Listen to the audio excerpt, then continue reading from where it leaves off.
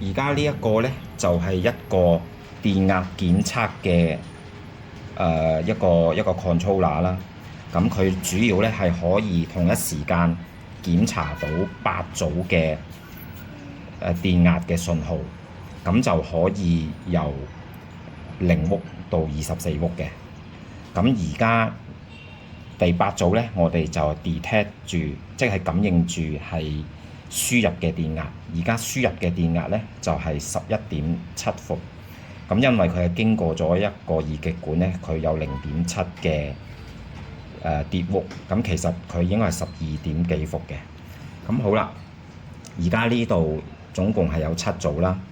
咁只要是但一組係冇，而家我哋假設第2組我哋掹起咗線嘅話呢，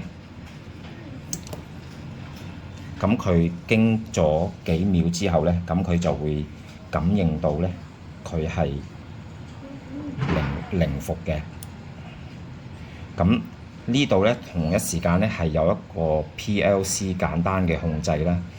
只要呢8組嘅電壓有別於低過呢個參考電壓11.6伏嘅呢，咁佢就會 dry contact 輸出呢就會由正常嘅1、2就變咗去2、3嘅。咁好啦，而家呢個呢就總共係一個主板啦，就睇住7組嘅電源輸入嘅。咁好，咁而家呢嚿呢就係我哋喺工廠做測試，看完之後我哋做測試嘅情況啦。咁我哋呢就會俾個電源啦，咁同埋7組嘅呢個係主控制板啦。咁我哋有7組嘅電源板，就分別俾唔同嘅電鎖嘅。咁而家你睇到前面呢度啦，咁我哋俾咗電源之後呢，咁呢度會有綠色 LED， 咁就代表個 battery 喺度充緊電嘅。咁與此同時呢，我哋就會試下嗰個掣呢，就得唔得啦。咁只要紅綠着咗呢，就有電壓輸出㗎啦。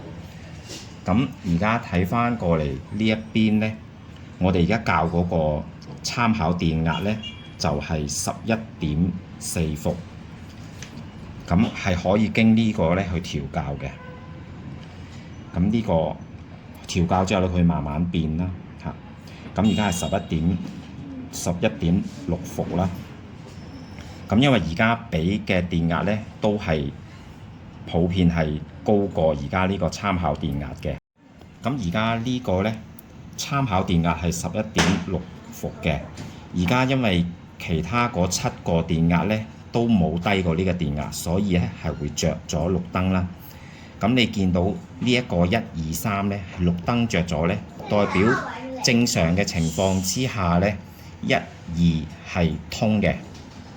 咁好啦，如果當冇咗電壓嘅話，是但7組冇咗電壓嘅話，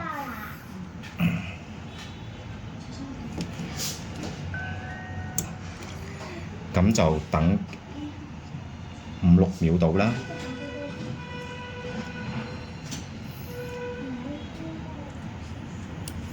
咁呢個係第3組冇咗電壓，咁佢呢就會顯示唔正常嘅。咁呢個 relay 呢個繼電器嘅變化呢，就會由1、2呢就變咗2、3係變咗 close 啦，即係2、3係連接住嘅。咁電壓如果恢復翻正常嘅話，咁佢好快只要偵測到個電壓嘅話呢，咁佢就會變翻正常，就1、2係通 close。咁而家呢個按鈕呢，就係 fire bypass， 即係火警嘅時候 bypass 啦。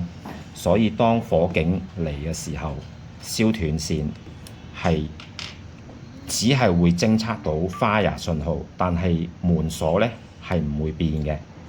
咁喺呢度呢，就係都係有紅色門鎖係唔會變嘅。咁如果呢個掣撳咗之後呢，就冇 fire bypass 㗎啦。當火警嚟嘅時候，消防線燒斷，咁佢咧就會全部放鎖，咁呢邊咧紅色咧就全部都會熄咗嘅。咁呢個就係我哋喺工廠測試嘅組合啦。咁就每一 set 就會係咁樣去測試。